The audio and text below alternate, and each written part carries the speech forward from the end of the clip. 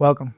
In this video, we're going to pull back the curtain on what's really happening in your brain when you feel stressed, anxious, or overwhelmed. So whether it's preparing for a presentation in work or a meeting, a public speaking event, or even an interview or difficult conversation, or even a sporting performance, an upcoming competition, where we're going to understand how we can suffer in the way we do, and ultimately what we're going to do about it.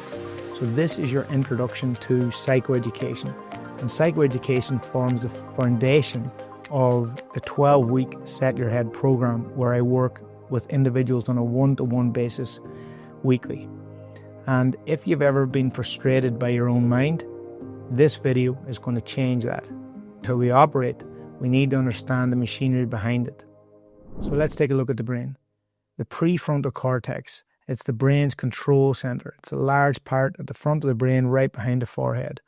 And this is the part that makes you, you. It's the part that makes us humans, where we get our human intelligence. It separates us from other animal species. And this is the part of the brain responsible for executive function. So decision-making, emotional regulation, goal setting, planning, solutions to problems, impulse control, and flexible cognitive thinking. And what makes you, what makes us human. And studies from Yale and the NIMH show that when this part of the brain is active, we think more clearly, we manage emotions much better, and we make much smarter choices, less impulsive decisions, much smarter choices. So this is your high performance brain. It's when we're operating from this part of the brain, we're at our best. We have access to all our skills, abilities, things that we've built up positively over time. And the more we use this part of the brain, the stronger it gets. And as we said, the mind is the brain in action. So when we're operating predominantly from this part of the brain, the prefrontal cortex, we're at our best. Mentally, we feel strong, we feel healthy, and this is the aim for us from here on. Now, there's another part of the brain. This is known as the primitive brain, the survival part of the brain. And more closely, we're going to look at the amygdala. And this part is ancient. It goes right back to our ancestors, cavemen, cavewomen. And it's your emotional alarm system. It's the center of fight, flight, freeze. It's the security guard. It's always on, always looking out for danger. Its job is really protection, survival. And when it detects a threat, it triggers fight, flight, freeze response, or fawn. And this is called an amygdala hijack. And when the amygdala hijack is in action, that prefrontal cortex, the intelligent part of the brain, it shuts down and we go into survival mode. When we're in that survival mode, the body floods with adrenaline, with cortisol, stress hormones. So your heart rate rises, heart pounds out of your chest. The blood leaves the different systems of the body and goes to the muscles and primes for fight or flight. And we can't think straight, our stomach churns, and the brain says, get out of here now. And that's useful. That's the response we need in that circumstance. If, say, for example, we're faced with a wild, really vicious animal, that's the response we need. That's what it's there for. But it's not helpful when you're preparing for a presentation in work, when you're preparing for an upcoming competition, an event, an interview, a public speaking event. It doesn't serve us then. The amygdala is associated with two other primitive parts. One is the hippocampus, which is like the filing cabinet of the brain. It's where we store all our habits, all our behaviors, all our inappropriate behavioral experiences and patterns, our fears and phobias, and so on. And the other is the hypothalamus, which regulates the chemical responses in the body and mind. So if the fight or flight or freeze response is hijacked by the amygdala and it's set off, it sends signals to the adrenal gland to send adrenaline and cortisol throughout the body, and that's what triggers that fight, flight, freeze response. So the hypothalamus is very much connected to the amygdala and the hippocampus. When the primitive brain is in charge, we typically think more negatively, because if you think about it, its main aim is survival. It's not going to rationalize situations, particularly if we're faced with a wild, vicious animal, or we're perceiving threats. It can't rationalize the situation because we're not utilizing the intelligent prefrontal cortex. We're in a place of stress and survival. So it distorts our thinking. And in CBT, cognitive behavioral therapy, these are called cognitive distortions, and they include things like all or nothing thinking. So either it's perfect or it's not. I've failed. Then there's mind reading. So trying to realize and trying to predict what other people are thinking about us, how they perceive us. So we get into very self-conscious and self-critical, self-doubt when we're operating from that cognitive distortion. Then we have catastrophizing. So thinking the very worst in things. So when we start something, I'm not going to do that in case I fail and the whole thing goes terribly and I lose my job. We start thinking the very worst in things. That's called catastrophizing. And then we have perfectionism. So either it's perfect or it's not. I'm not even going to start. I'm not even going to try it, because if it's not perfect, there's no point in even doing it. That's perfectionism. These things can really hold us back. We can also obsess on things. We can obsess on past experiences. We can obsess on things that have happened to us. We can obsess on thoughts as well, on intrusive thoughts that come into our mind. We can obsess, what the hell was I thinking that for? And that can really become a focus of that primitive brain. And these patterns are fueled by stress, and they keep that amygdala, the fight, flight, freeze center, the security guard, the alarm, they keep it active and fired up a lot, okay, predominantly, most of the time.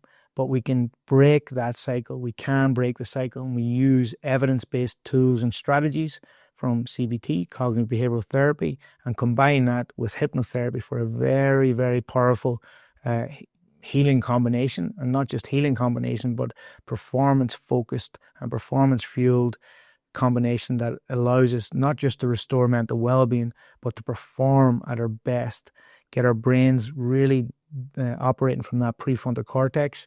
And as we talked about, the mind being the brain in action, when that's the case, our mind feels much stronger. We're much clearer in our thinking. We're much more able to come up with solutions to problems. We're much more focused, and we're operating at our best. In cognitive behavioral therapy, CBT, the underlying principle is, and it teaches us that thoughts affect feelings, affect actions and behaviors, and these are all linked. So when we change one, we can influence the others. So by learning to spot particularly thoughts and distorted thoughts that we just talked about, those cognitive distortions, when we can highlight them, identify them, then we can challenge them. And when we challenge them, we can replace them. Then we find if there's actual evidence for these cognitive distortions, and then we can challenge them and then reframe them. So find a balanced alternative thought that allows us to go about our life in a much more healthier way. And like we say, when we're thinking like that, that impacts our feelings and our emotions. So we're generally more hopeful or optimistic or enthusiastic or motivated, intrinsically motivated. And then that impacts our actions and behaviors. We're a bit more energy. We want to get things done. We take action quicker and better and easier. So we literally rewire the brain. CBT is backed by thousands of studies at this point, and it works. So now we get into neuroplasticity and rewiring the brain. And a fascinating truth is that amygdala, the center for defense and security, can't tell the difference between what's imagined vividly and what's happening in reality. So when we mentally rehearse failure, we feel it physically. So like we talked about in CBT, if we're thinking about things going wrong, we feel those negative emotions and feelings, and they impact our behaviors and our actions and what we do negatively. So the opposite is true. When we're imagining things going well, we're really harnessing the power of the imagination to our advantage, rather than letting it get carried away and thinking about things going wrong. We use it to our advantage. And with the amygdala, we're able then to turn it right down to really lower the stress response, the fight, flight, freeze response, and start to engage the prefrontal cortex, the intelligent part of the brain. And we do that using CBT, cognitive behavioral therapy, tools, techniques, exercises that are proven. And then we support that and reinforce that with hypnosis and hypnotherapy on an unconscious level. So we start to really change not just how we see things, but we on a neuroscientific level, we change how the brain is formed. We change neural pathways, neural connections. We strengthen them, rewire the brain. When we visualize success through hypnosis, we train the brain to respond with calmness, with confidence, and with focus. So Stanford and Harvard research shows that hypnosis now activates the same brain regions as real experiences. So when we really use hypnosis and we use it in a very structured, methodical, and effective way, the power of it is immense on the mind and creating real mental strength. That hippocampus that we mentioned earlier, your filing cabinet of the brain, so this stores thoughts and emotions from throughout the day.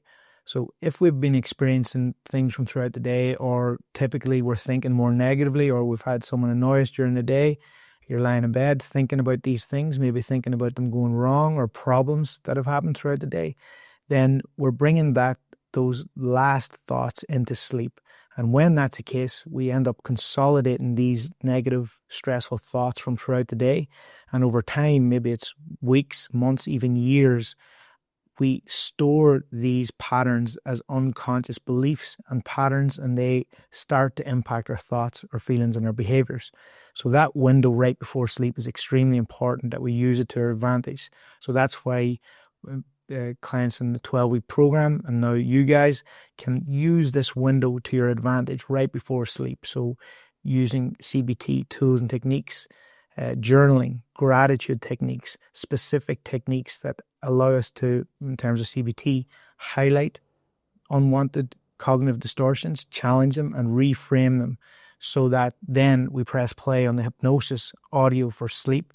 And that ensures not just quantity of sleep, but quality of sleep. It allows us to get into that state of REM, and that over time has a big impact on how we think, how we feel, and how we behave in the days after we've had a good night's sleep. And we'll talk now about the window of opportunity right when you wake up. When you go to bed feeling grateful, feeling focused, feeling calm, looking forward to things, your brain stores that instead. And then in the morning, that other real powerful window of opportunity in the morning, with clients in the 12-week program, I create what are called NLP recordings, neuro-linguistic programming recordings. They're small audio, short form personalized audio files, or MP3, whatever you want to call it, audio for them to listen to each morning as soon as they wake up. So as close to waking up as possible.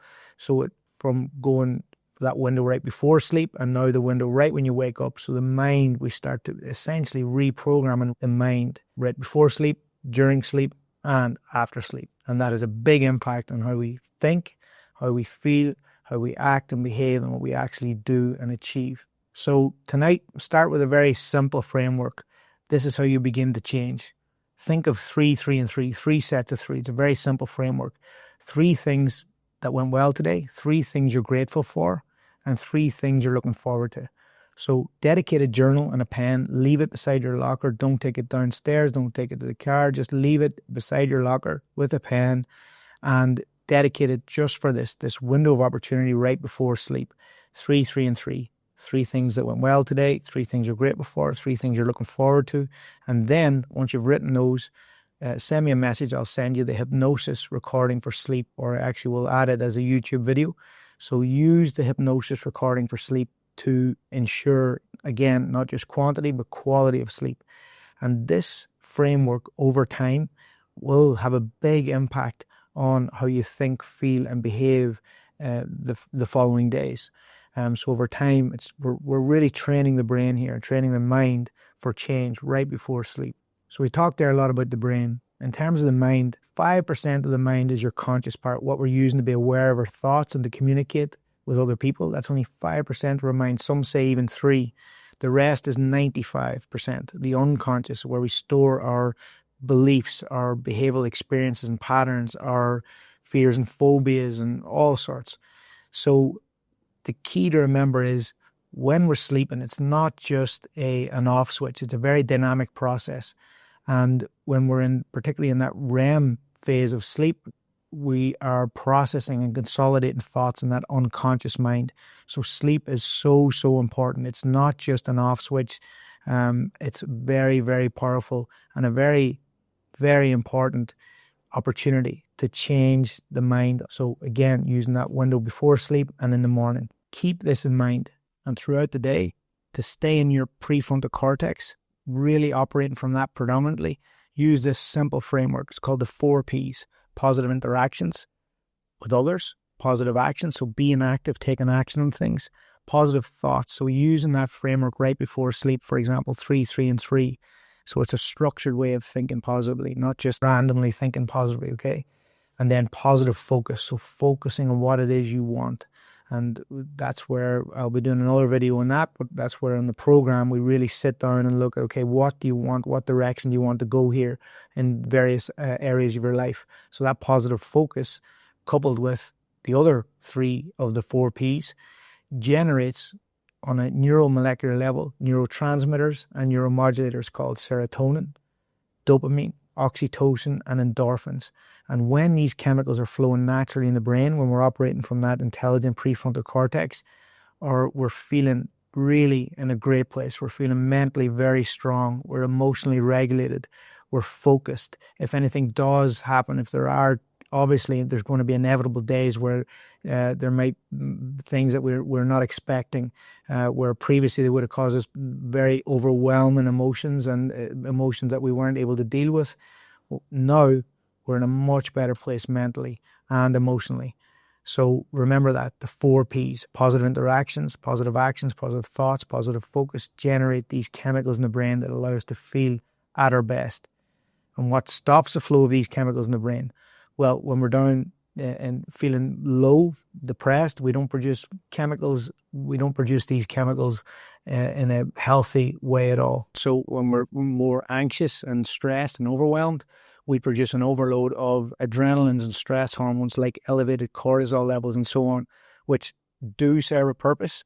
They come in great when we're faced with a wild, vicious animal, but not so good when you're trying to give that presentation and work, you're trying to lead a team, you're trying to manage things, you've got an upcoming competition or sporting event. They're not so good then. They don't serve any purpose then.